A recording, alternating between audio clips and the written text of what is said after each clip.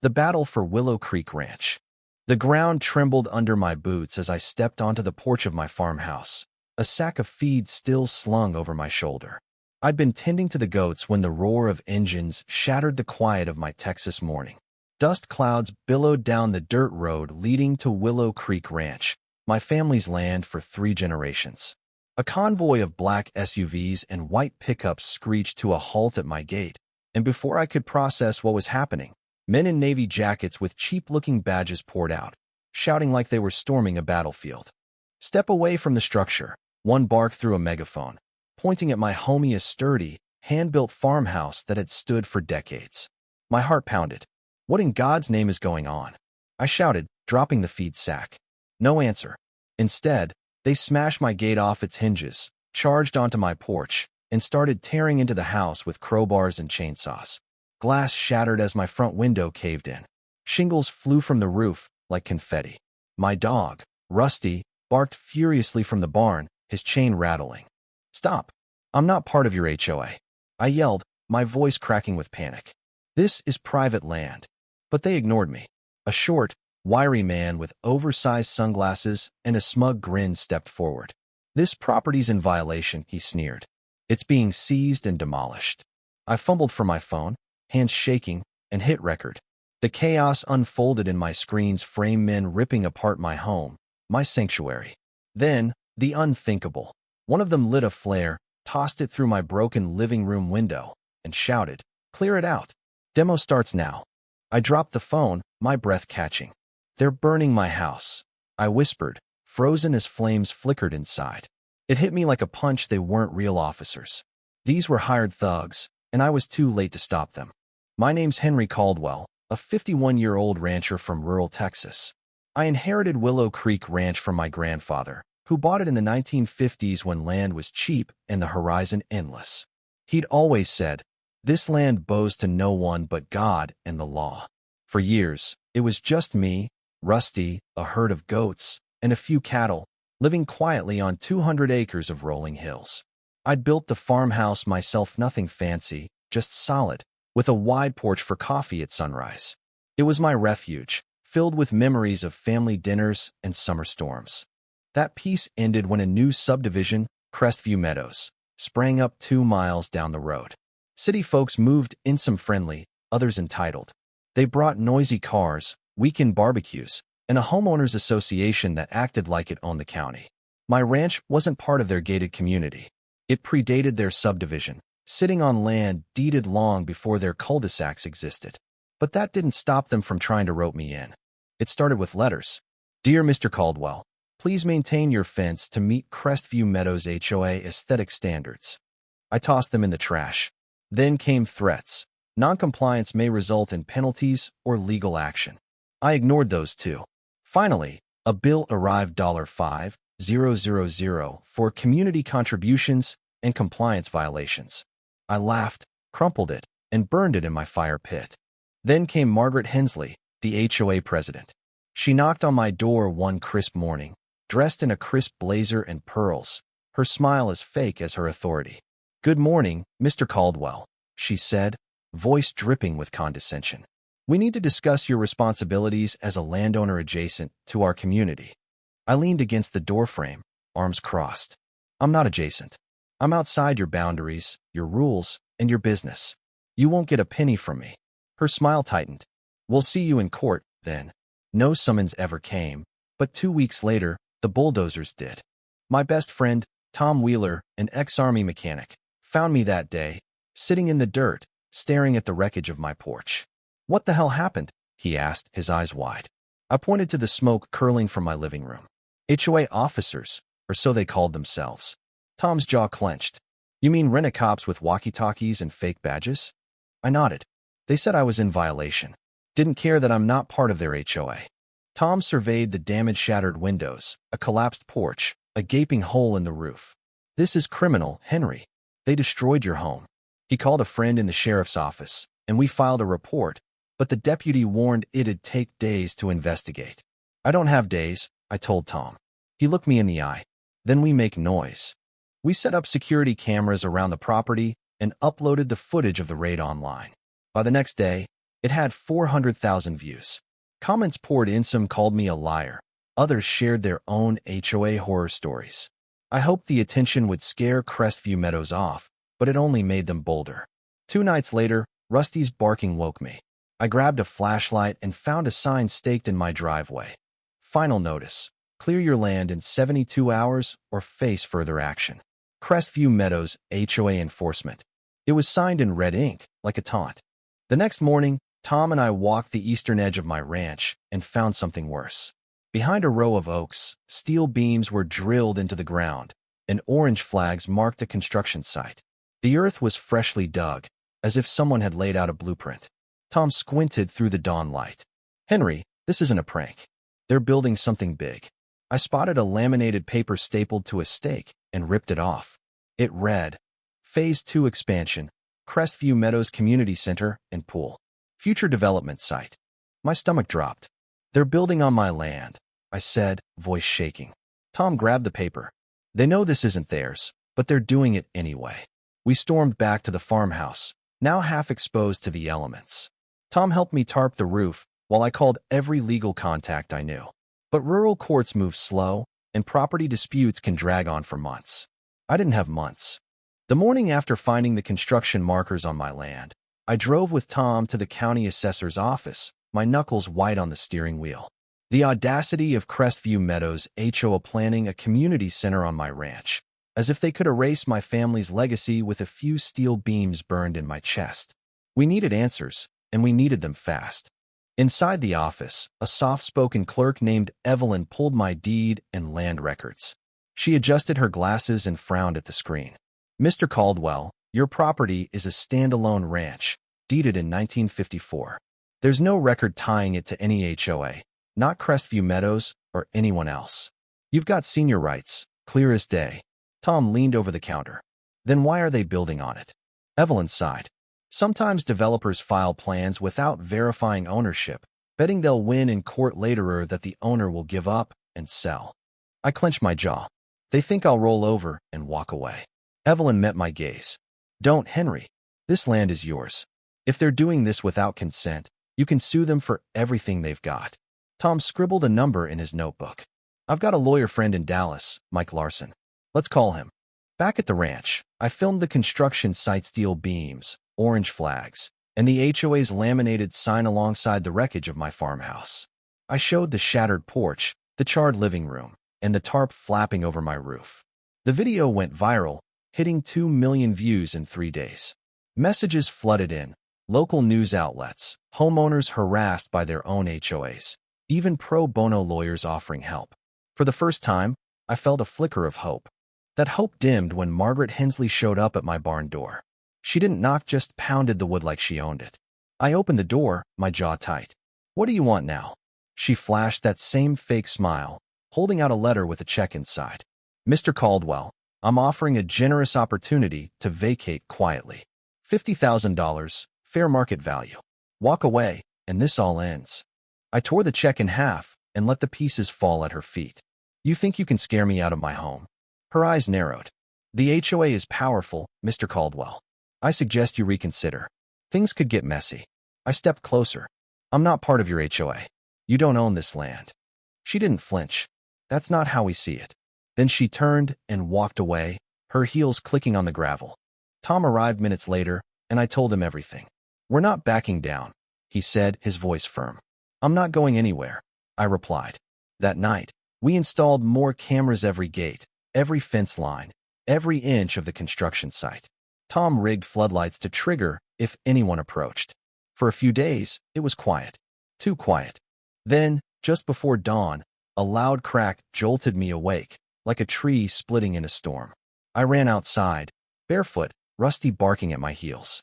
One of my side fences was smashed, deep tire tracks cutting through my grazing field. Tom pulled up in his truck, holding his phone. Caught it on camera. A truck, no plates, dropping off lumber and cement mix. I stared at the tracks. They're still building, even after all this. We called the sheriff again, this time with evidence. Footage of trespassing, illegal construction, and property destruction. A deputy arrived, took our statement, and promised a report. But as we walked back to the house, I saw something that made my blood boil. A crane on the edge of my land, hoisting wooden beams into place. They were building a structure right in front of my ruined porch. I ran toward them, shouting, "Get off my property! I'm calling the cops." The man in charge, a burly guy in a yellow vest with HOA enforcement scrawled in marker, smirked. "Don't bother. We already called them. You're the one in violation. This land's under claim." I froze. "What claim?" He pointed behind me. A new sign was hammered into the dirt, red letters screaming, "Notice! This property is now under Crestview Meadows HOA jurisdiction. All non-compliant structures will be removed." Tom's eyes widened. "They just declared your land theirs, in public." I was stunned. "They can't do that." He nodded. "No, but if we don't stop them now, they'll do worse." Standing there, watching strangers build on land my grandfather poured his life into, I knew this wasn't just a dispute anymore. It was war. The next morning, I didn't sleep. I sat on the steps of my half-destroyed farmhouse, staring at the construction site that used to be my front yard.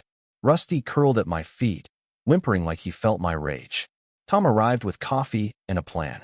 "We hit back legally, loudly, and fast," he said, handing me a cup. He'd spent the night talking to Mike Larson, the Dallas lawyer, who said Crestview Meadows' actions were illegal and possibly criminal trespassing, vandalism, and property damage. But we needed proof: videos, witnesses, documents. "I've got footage of the raid, the flare, the fake officers, all of it," I said.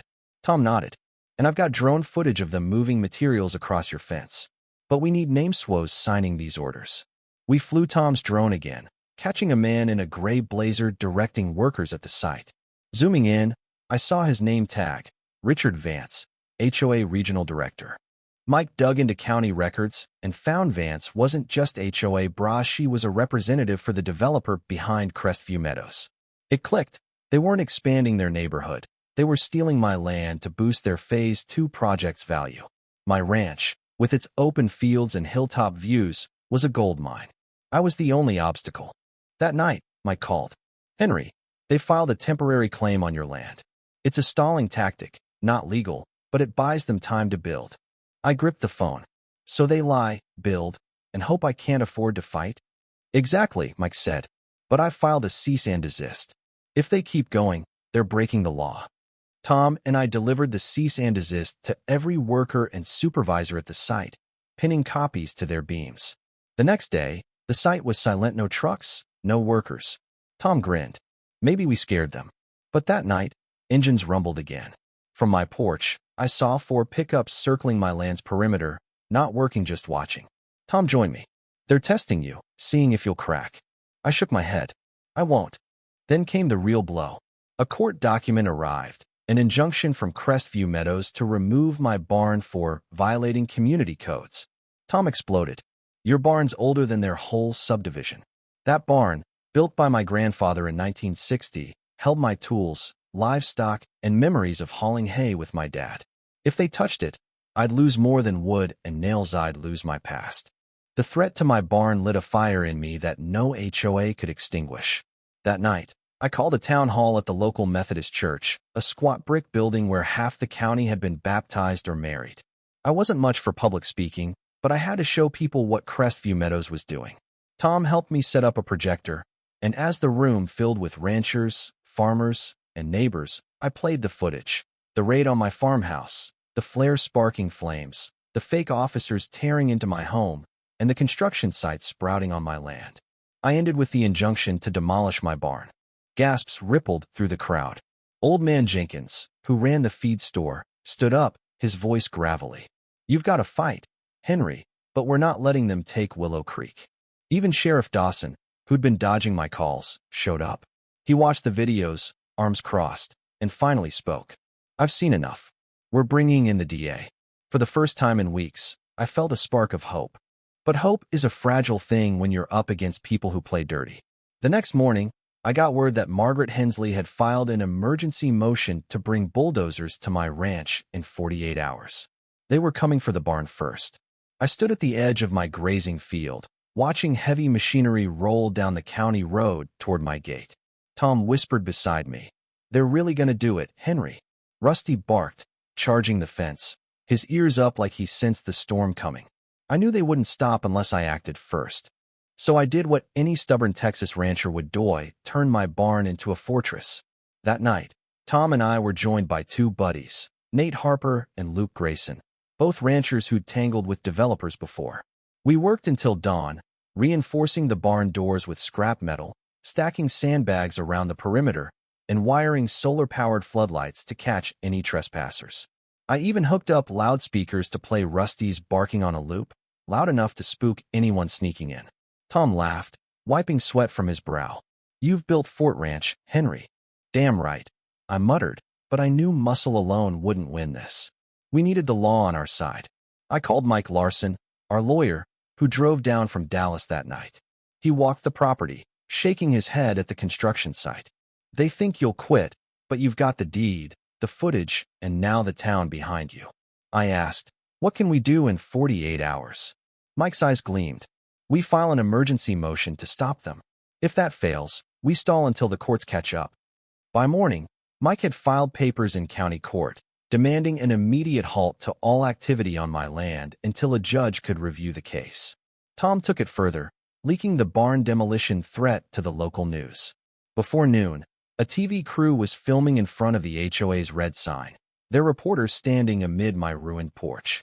I faced the camera, my voice steady despite the knot in my gut. "This barn isn't just wood. It's my family, my history. I'll be damned if I let strangers with fake badges erase it." The story exploded. Save Willow Creek trended online, with ranchers, veterans, and even city folks offering support. Some promised to drive down and form a human chain if needed. It was the first time I believed I might win. Then a letter arrived, delivered by courier, stamped with Richard Vance's name. It read, "Due to public disruptions and unauthorized media interference, the HOA board has delayed demolition by 24 hours. Continued resistance will result in legal consequences." Tom scoffed. "They're buying time, hoping the cameras leave." I nodded. They underestimated me. That night, Tom and I camped in the barn with Rusty, swapping stories and planning like soldiers before a siege. By dawn, the trucks returned bulldozers, cement mixers, and now private security. Nate radioed from the outer fence. "They've got guards, Henry. 4 of them, armed." My heart sank. Tom peered through binoculars. "These aren't HOA suits. They're contractors, probably ex-military.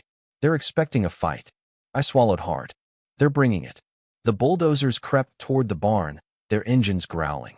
A crowd gathered on the public road, reporters, neighbors, supporters watching as the guards waved them back. Sheriff Dawson's truck pulled up, and Deputy Rollins stepped out, looking like he'd rather be fishing. He approached, hands raised. "Henry, they've got a court order. Says they can start if you don't vacate." I handed him Mike's emergency motion. "I've got one too." He read it, then sighed. "Judge hasn't signed it yet.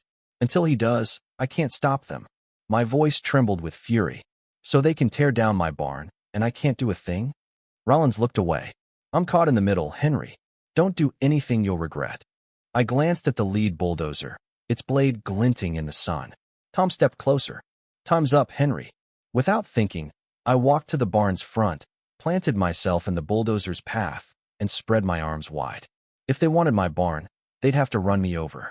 The driver stopped, climbed out, and radioed someone, confused. Then Richard Vance rolled up in his SUV, sunglasses on, smirking like he'd already won. "Mr. Caldwell, this is trespassing," he said coolly. I shouted, "I own this land. You're the trespasser." Vance sighed. "You've made this complicated. I gave you a chance to walk away." I stepped closer, the cameras zooming in. "Now the whole country knows what you're doing." He flinched, glancing at the reporters. For once, he looked rattled. He waved at his crew. "Stand down. We'll resume later." But as they backed off, a loud crack split the air. A timber from their crane slipped, crashing through the barn's roof. Splinters flew, dust choked the air, and Rusty went wild. Tom yanked me back as another beam fell. I stared, horrified, as one corner of my barn collapsed into rubble. They hadn't waited. Even with cameras rolling, they'd destroyed part of my legacy.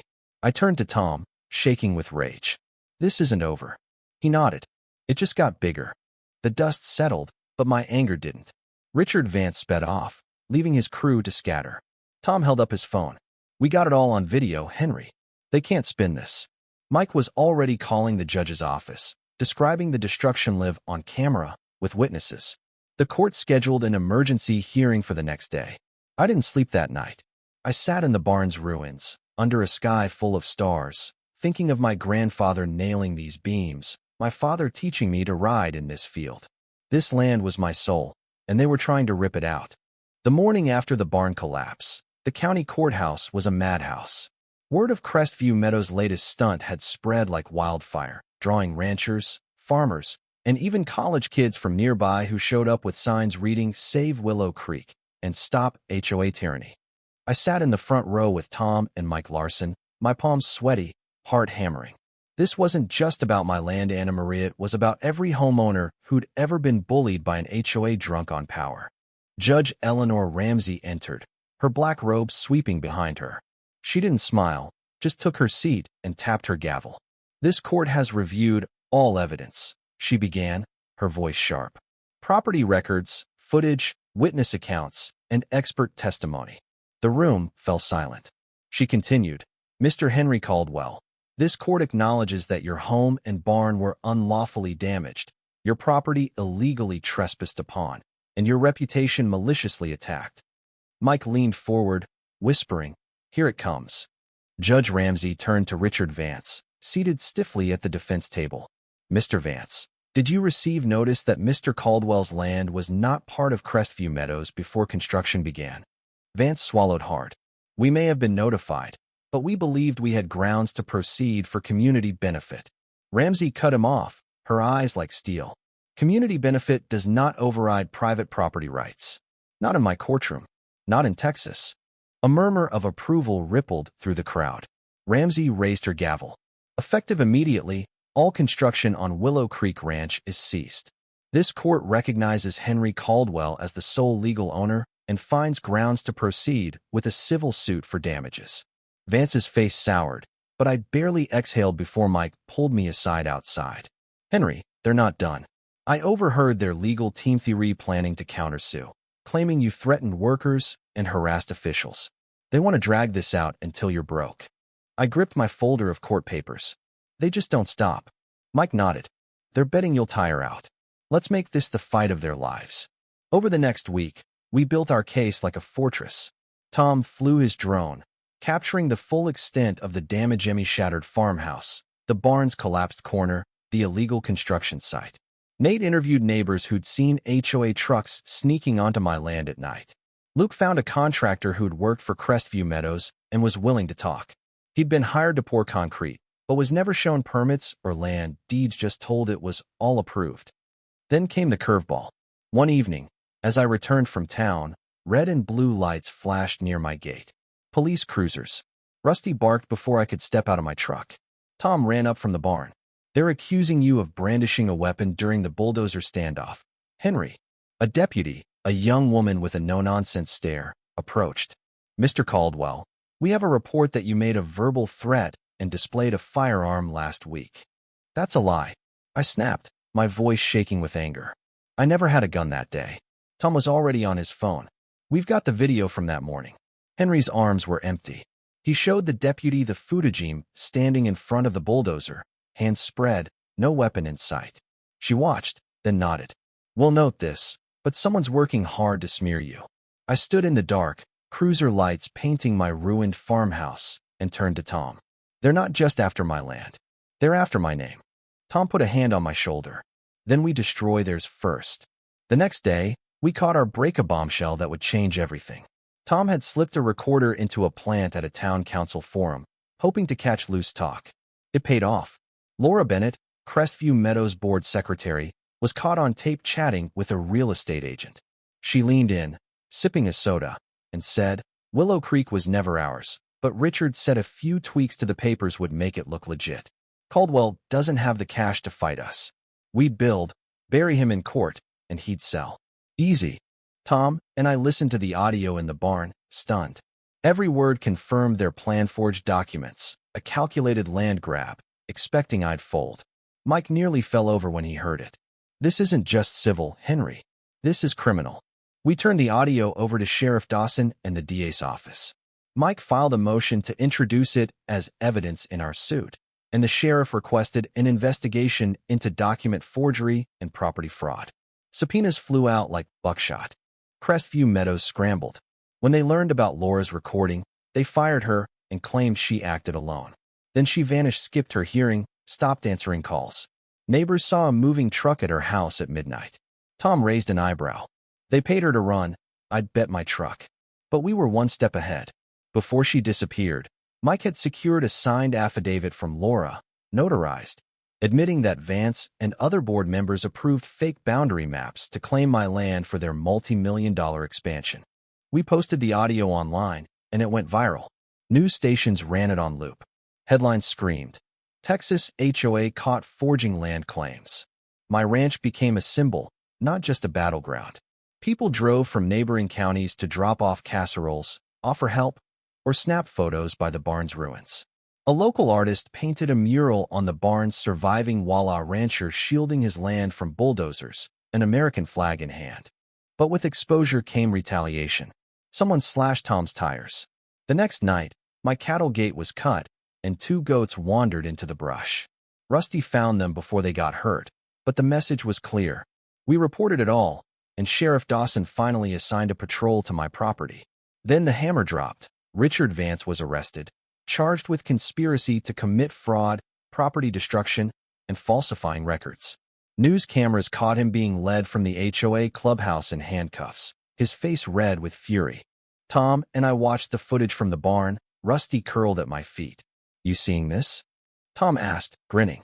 "Oh, I'm seeing it," I said, a smile breaking through for the first time in months.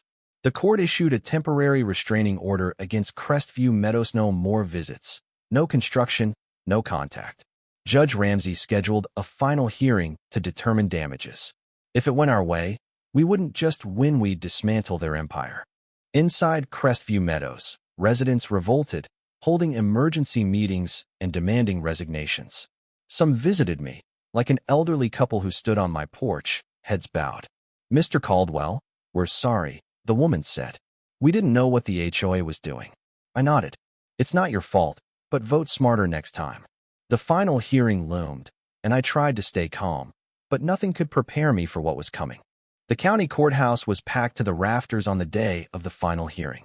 Folks had driven from all over Texas, ranchers in worn boots, farmers with calloused hands, and townsfolk who'd followed my story on the evening news. It wasn't just about Willow Creek Ranch anymore. It was about standing up to bullies in suits who thought they could rewrite the rules. I sat in the front row with Tom Wheeler and Mike Larson, my heart pounding like a war drum. Judge Eleanor Ramsey was about to decide whether I'd get justice or just a pat on the back while my barn lay in ruins. Ramsey entered, her robe flowing, and the room fell silent. She adjusted her glasses and began, her voice steady but commanding. "This court has reviewed all evidence, including property records, video footage, witness testimony, expert analysis, and a recorded admission by a Crestview Meadows HOA board member." She paused, letting the weight settle. "It is the finding of this court that the HOA knowingly falsified documents to seize land that has never belonged to them. Their actions were deceptive, criminally negligent, and an affront to property rights." Tom let out a quiet breath beside me. Ramsey turned to me, her gray eyes piercing. "Mr. Henry Caldwell, this court acknowledges that your home was unlawfully damaged, your property trespassed upon, and your reputation maliciously attacked. The HOA's conduct was reprehensible." She faced the defense table, where Richard Vance sat, his face pale. "Effective immediately, this court awards Mr. Caldwell $3.8 million in damages, covering full reconstruction costs for his home and barn, loss of livestock, emotional distress, and punitive damages." A wave of gasps rolled through the courtroom. Ramsey wasn't done. "A permanent restraining order is issued against Crestview Meadows HOA and its members regarding Willow Creek Ranch. As for Mr. Vance and his board, the case for criminal charges is now with the district attorney, and I urge the state to pursue it with utmost seriousness." Her gavel slammed down, and the room erupted. Quiet cheers, whispered prayers, and the rustle of reporters scribbling notes. I sat there, numb, staring at the floor. Tom clapped my shoulder. "You did it, Henry." Mike leaned in, grinning. "We won big." Outside, cameras swarmed. Reporters shoved microphones in my face. Mr. Caldwell, how does it feel to win? What do you say to the HOA? I looked into the nearest lens, my voice steady. Willow Creek isn't just land, it's my home. They thought they could steal it with lies and fear, but truth doesn't back down, and neither do ranchers. That clip aired across Texas that night, and for a moment, I felt like I could breathe again. But victory wasn't the end. With the settlement, I rebuilt my farmhouse exactly as my grandfather had designed it: white siding, green shutters, a wide porch for morning coffee. The barn rose again, stronger with modern beams, but keeping its classic look, a tribute to the man who'd hammered its first nails. I walked its stalls, Rusty trotting beside me, and felt my family's presence in every board. I didn't stop there. The fight had shown me how many others were battling corrupt HOAs and land grabs. So I founded the Freedom Fields Foundation, using part of the settlement to help landowners fight back. Donations poured in: $10 from a retired teacher, thousands from a rancher in Oklahoma. Lawyers volunteered pro bono. Letters arrived from across the South, thanking me for giving them hope.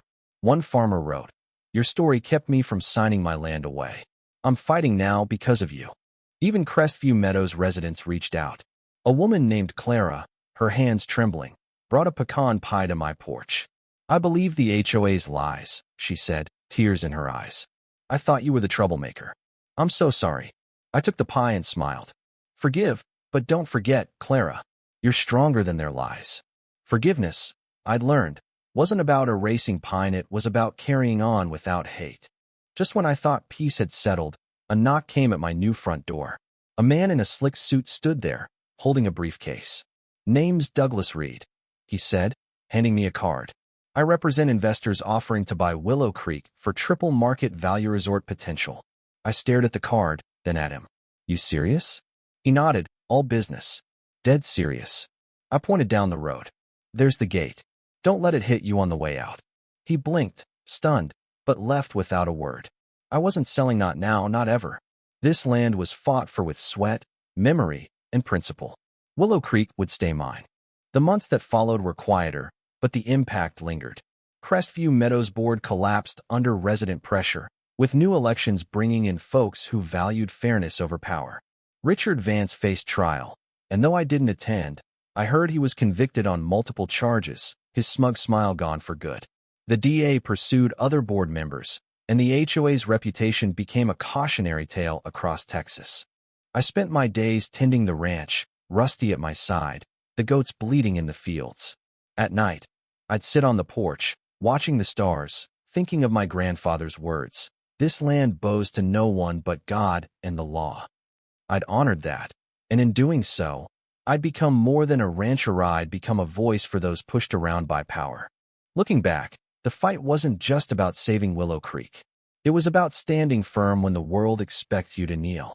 It was about community: Tom's loyalty, Mike's fire, the strangers who became allies. It was about justice, hard-won and bittersweet, because no money could replace the memories scarred by those bulldozers. But we rebuilt, and we thrived, and that was enough. Now, I'm asking you, wherever you're reading this from, to share your thoughts below. Have you faced injustice? Maybe not with bulldozers, but with systems or people who try to take what's yours. What about violence, whether it's physical, like the destruction of my home, or emotional, like the lies they spread to break me? Where do you stand when power crosses the line? Drop your city or state. Tell me your story, and let's talk. Because justice isn't just a courtroom when it's knowing you stood your ground, and the world stood with you.